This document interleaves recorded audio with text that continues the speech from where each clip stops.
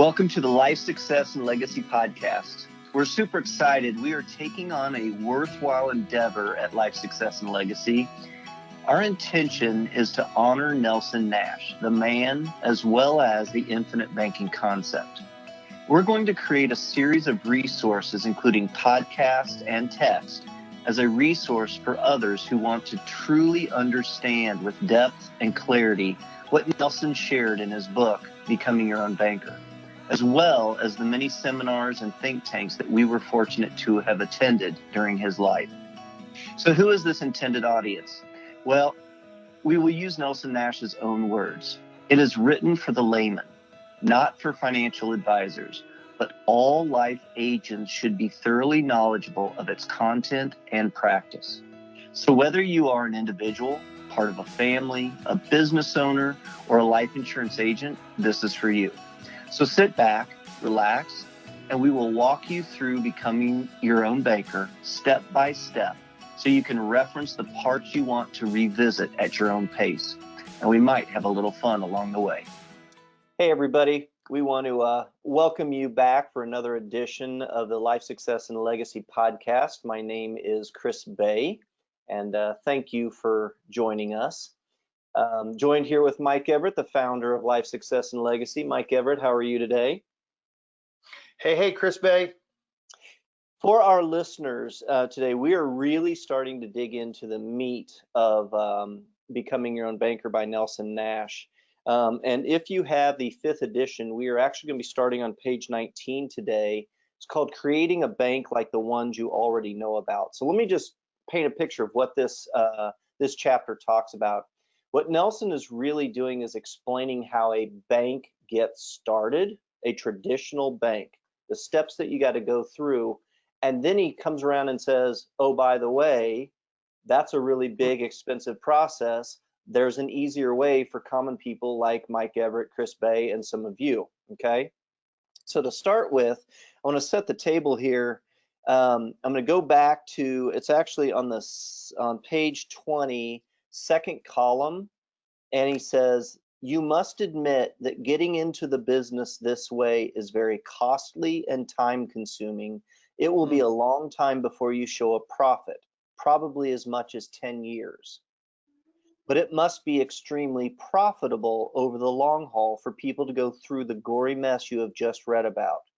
But there is a much easier way to accomplish the creation of your own banking system, and the mechanism has been around for over 200 years.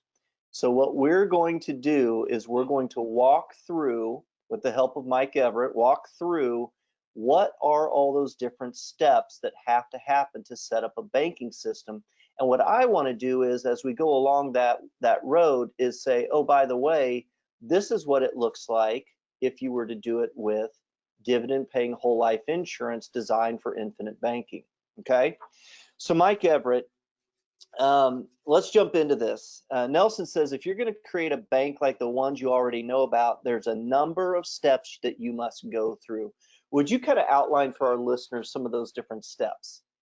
Well, I'd heard Nelson do this probably 30 times, and every time it would just like, I'd say the first 10 times it would like just go over my head, and then all of a sudden I realized, oh my gosh, it's kind of a big deal to go out and start a bank. So the very first thing that you got to do when you're starting a bank is you got to have somewhere between 10 and 20 million dollars set aside, and you've got to put it into somebody else's bank and let it set for somewhere in the neighborhood of, I'm going to say 5 to 10 years.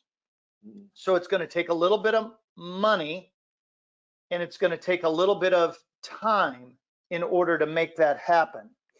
Now, in the midst of all of that, what you got to do is you got to fill out an application for a bank charter. Now, Nelson uses this as a lot, but how many people do you think are filling out applications for bank charters? There's a bunch of them.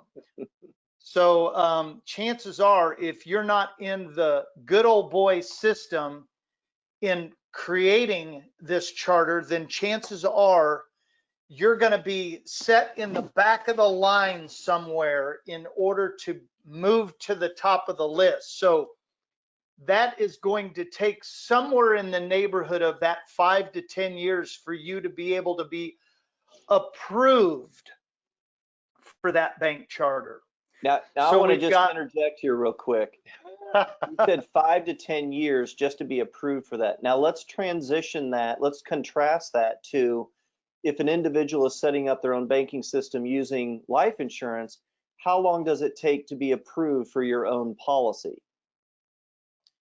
a month. Right. So that right there is a comparison, right? Oh, it's just, it's night and day. Yeah. So after they're approved, then all of a sudden you open up, and I'm just moving along the 5 to 10 year period. You've got time, you've got money, you've got all of this energy, and then you're gonna somehow, some way get the doors open to your bank. Now, in the banking business, how important do you think location is? It's like the number one thing. So you're going to have a piece of land. You're going to have to construct a bank building. You're going to have all kinds of new shelves, new inventory, computers. You're going to have a safe in your bank. So you're going to have to spend a lot of money redoing the interior to make it look professional like a bank. You're going to have to hire employees. You're going to have to pay them money. You're going to have to give them benefits. And now we're going to open the bank doors. Now, here's the catch. Let's just pretend everybody's been doing banking business across town, but you're opening a new bank in your city.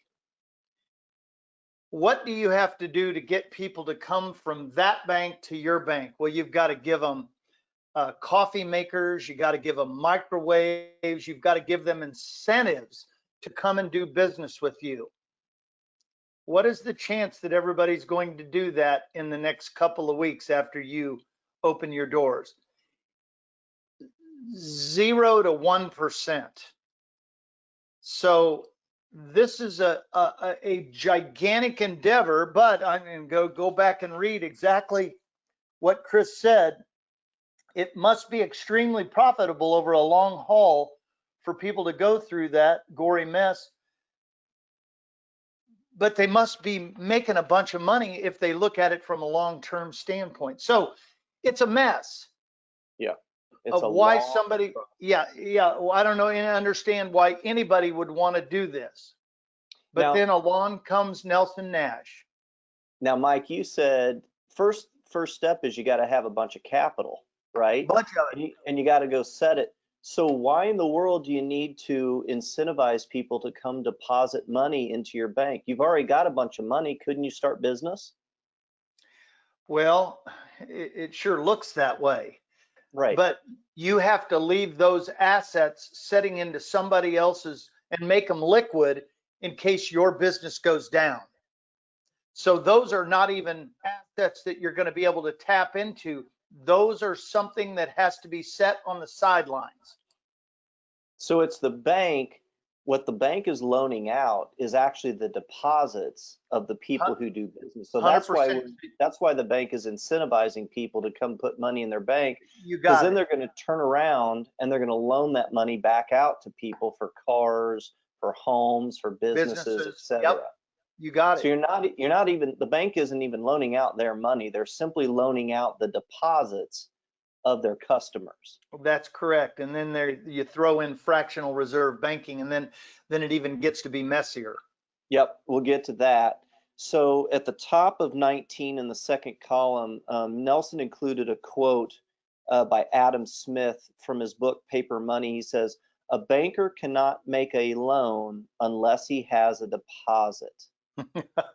Okay, it's really important for people to understand that when we go and deposit our money and we have it sitting in there and we're earning point nothing on interest, but the banks are then turning around and they're then loaning the money out at 4%, 5%, 6%, whatever that is, they're actually loaning out our money. That's correct. And it's surprising how many people don't actually understand that. It'd almost blow you away. Yeah. I mean, I was 50 years old when I learned it. So it sounds like that should work really well as a business model, but Nelson gives an example of a bank down in Midland, Texas that didn't go well. Can you kind of highlight that story that Nelson talks about in the book and why it went southward? Well, this was in the, I believe it was in the 80s. I want to Yes. say it was in the early 80s when the oil business was just cranking out. And so you've got all the stockholders and the people on the board these guys are all business people. So what they did was they borrowed money from this First National Bank in Midland, Texas. And what did they all do? They got into the oil business. And in the midst of all of that, they were borrowing money from their bank. They were all stockholders at the bank, but yet there was a ton of those loans that were what they call non-performing loans. And what does that mean? What does that mean in the banking business? That means that you've got people who've borrowed money from your bank and they're not making the loan repayments back towards the loan that they've actually taken from the bank. That's a non-performing loan. So in the midst of all of that, so imagine if you have a business where people are not paying for the product that they've purchased. In this case, it's money. What's the chance that your business is going to stay afloat? Zero. And that's exactly what happened to this bank. So you can only imagine the loss that the bank took. And then I can't even remember what year, but when all of a sudden you've got people who are actually on the board or they're stockholders and they're not paying the loans back, then all of a sudden the bank gets in kind of a sticky mess and they go, hey, we're not making any money. And so the value of the stock of that bank goes down considerably very, very quickly. And when one person who's not on that board finds out about that, what ends up happening? People come and they withdraw their money out of that bank as fast as they can. And so that's just like customers are going somewhere else. And it doesn't matter if it's the banking business, a retail business, you name it. Once people start going somewhere else, I'm going to tell you the business will go down very, very quickly. And that's exactly what happened to this bank. So I think this example highlights, and so many times, I mean, every single day we go back to Nelson's principles. Yep. This principle that's highlighted here is number 3, and that is don't steal from your system. And these board members were stealing from their system, and they were not making loan repayments back to their system. And then what happened is people heard about it, so they started pulling their deposits from that bank. So it got even worse. And then Nelson says that in the second paragraph on page 20, he says, this all sounds pretty ominous, but you haven't seen anything yet. Now you've got to add in the multiplier effect of bank lending practices. And Mike, this is where he talks about fractional reserve banking. You want to explain that for people who may not be familiar with that? Well, let's go back to some basics here. First of all, everybody goes down and makes deposits down at the local bank. Got it? Once they get $1 in, that means the federal government, the Federal Reserve, basically says for every $1 that you have in deposits, you're going to be able to loan out $10. That's called fractional reserve banking. Now, here's the whole crazy mess of this entire scenario. You and I put $1 down at the bank, but the bank then turns around and loans out $10. The question we always ask is, where did they get 9 of those dollars? Nelson used to say they get them out of thin air. So wait a second here, thin air. Now, if you and I, as just regular individuals, if we did this, guess what they would do to us? They would put us in jail. But yet the federal government said that the banking institutions can do this. Getting back now to the second paragraph, it says right there, this all sounds a bit ominous, but you haven't seen anything yet. You must add the multiplier effect. So when you've got people in a local bank that start pulling their money out, the bank's notes then become due. All of a sudden, it's just like that. Mm-hmm. And I can just tell you, this whole mess is the biggest con game in the world. Yeah, that's what And Nelson yet, calls it. yeah, and so the crazy thing is, this is exactly what banks do. And during this particular time period, you had thousands and thousands of local banks, regional banks go under because of this very mess. Mm-hmm. I'll just insert here a comparison with IBC and life insurance, because banks, that whole fractional reserve concept is the idea that not everybody who has deposits in that bank are all going to come and want to withdraw that money all at the same time. In Nope. fact, if they tried to, the bank would shut them down. They wouldn't allow them to do that. No, they would not. If you think about Jimmy Stewart back in This Is a Wonderful Life at the Yeah. savings and loan, and everybody Yeah. shows up in that snowstorm and they all want their money. And he's like, well, we can't, because your money is over here helping Joe with his farm, and Joe's money's over here Yep. helping with yours. So it can't actually happen. Now, let me contrast that. Life insurance companies have to prove solvency every single year. Mm-hmm. Solvency is defined as if everybody who had a life insurance policy with that company died on the same day, the company would have to pay all those death benefits. That's correct. They have to prove that. Well, here's an example. One of the companies that we work with, Yep. they are 600% solvent. So when you compare a life insurance company to a bank, which of those two do you think is more solvent or a safer place to store your money? It's a no-brainer. Yeah, the life insurance company, hands down. By a mile, yeah.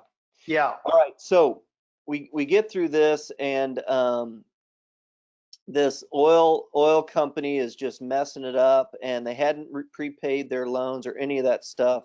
Nelson says, had they repaid their loans plus interest, their bank would have still been in operation, but greed prevailed and did them in. So, Mike, how often do we talk about loan repayments with our clients? It's one of the top 2 or 3 things that we talk about. Obviously, think long term. Don't be afraid to capitalize your system generally. And number 3, don't steal the peas, or don't steal from your system. Mm-hmm. So in order to make the machine work, your business work, and Nelson says that every policy that somebody begins is like starting up a new business. So if you take part of the inventory, which is the policy loans that you have against your policy, we want to make sure that we're replenishing the inventory, which is your cash flow, back to policy loan repayments. It is about as simple can get. Mm-hmm. So Nelson says here at the bottom of 20 in the first column, he says, the banking system I'm going to tell you about, you can also destroy it by not obeying the basic rules of banking. Loans have to be paid back, or you can kill the best business in the world. Mm. It's up to you, but don't try to blame others when it happens. That's exactly right. Okay, so now we're back to the paragraph that I started the podcast with. Yep. And that is Nelson now making the transition from, okay, this is what a traditional banking process looks like and how it can go wrong. He says, now what I want to do is I want to introduce to you the idea of creating your own banking system. And he says the mechanism has been around for over 200 years. It is tried and true. It is called participating or dividend paying whole life insurance. But the problem is that very few people know how the business works, including the home office folks in the life insurance companies. Now, he introduces a term called cogeneration. Yeah. We'll talk a little bit about what cogeneration is, and then we'll talk about how life insurance is an example of cogeneration. Well, okay, so cogeneration. Let's just say that we have an electrical, we want to bring electrical power from point A to point B. Do we want to construct a whole new electrical system, or do we want to tap into the existing electrical system that's already there? 99.9% of the time, you want to tap into the existing system that's already there. So part of cogeneration is now what you're going to do is you're going to try to utilize the system that's already there. And he uses an example of a paper pulp mill. Yeah. And so the paper pulp mill is basically, they're taking great big logs, they're cutting them down, and they're making wood products out of these paper pulp mills. So they're creating 2x4s, 2x6s. They're also creating additional things. Now, what they're doing is, out of this particular system, they've got all of this excess wood product. They've shaved it down, so they've got all this sawdust and all these other things. What are they doing with that stuff? Well, what they've done is they've decided to actually shove this back in and burn it, and then create a turbine or a program where they're actually selling back the electrical power directly to the electrical company. So the cogeneration is utilizing a system that's already in place. Now we transition right back to dividend paying whole life insurance. It's a system that's already in place, and all we're doing is we're utilizing the dividend paying whole life insurance as a banking system because it's already in place. In fact, Nelson said that really dividend paying whole life insurance is more like a banking system with a little death benefit thrown in on the side. Yeah. Yeah, absolutely. And we always say you could create a banking system using a savings account or a 401k or IRAs or other things. It's just they're not as efficient. They're No, not exactly. as beneficial as a dividend paying whole life insurance policy, especially when you design it to emphasize the cash value over the death benefit. That's correct. So, yeah, the example that Nelson gives about creating your own bank or going through the banking system is a lot like the chapter where he talks about building a grocery store. That's right? exactly right. All these steps that you have to go through, all the costs that's involved, all the overhead, all the employees, all those things that have to go into it. And when you understand that a grocery store and a bank can be so profitable, and yet you can take the elements of it and make it so much simpler simply by utilizing a dividend paying whole life insurance policy to create your own banking system, and it's so much more flexible and less costly and less risky. I mean, it's a no-brainer. It is. Tap into a system that's already there. Tap into a system that's already there. All right, so we're going to dig into the next one. Is now that we've talked about that Nelson has introduced in the book, hey, you can use dividend paying whole life insurance to create your own banking. The next chapter on page 21 that we're going to get into next time is creating your own banking system through dividend paying life insurance. And that's a pretty detailed one. I don't imagine we'll get through that whole chapter in one podcast. So be listening for that coming up. We want to thank our listeners for joining us. We hope that this is helpful. It's a lot of fun for us to go through and bring out some of those key points from Nelson's book. Mike, thanks for joining us. Thanks, Chris. For those of you who don't have a copy of Nelson's book, you can get a copy of that at lifesuccesslegacy.com. Check out our website. Check out some of our other podcasts and other resources for learning that we've got there. Thanks again for joining us, and we'll check you out on the next version.